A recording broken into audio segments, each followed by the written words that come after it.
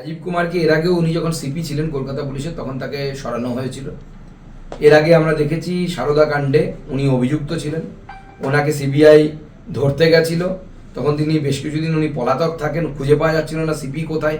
প্রথমবার আমরা দেখলাম ইতিহাসে, পশ্চিমবঙ্গের ইতিহাসে, যে সিপি পলাতক, খুঁজে পাওয়া যাচ্ছিল না। মুখ্যমন্ত্রী তার হয়ে ধর্নায় বসলেন, একজন পুলিশ অফিসারকে বাঁচানোর জন্য মুখ্যমন্ত্রী ধর্নার নাটক করলেন।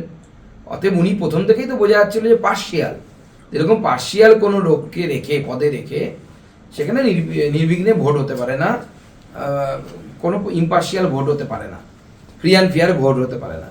নির্বাচন কমিশন সঠিক সিদ্ধান্ত নিয়েছে। কিন্তু প্রশ্ন হচ্ছে, এরকম বহু রাজীব কুমার জেলায় জেলায় আছে, ছোট ছোট রাজীব কুমার। এই ছোট ছোট রাজীব কুমারগুলোকেও সরাতে হবে যদি নির্বিঘ্নে ভোট করাতে হয়। রাজীব কুমার সরাসরি সারদার সেই লাল ডায়েরি সরানোর কাজে অভিযুক্ত। অভিষেক ব্যানার্জিকে বাঁচানোর জন্য রাজীব কুমার ঝা বাবু যা যা করেছেন, এ নিয়ে এপিসোড তৈরি হবে। আগামী দিনে পুলিশ ফাইল বলে ওয়েব সিরিজ তৈরি হতে পারে।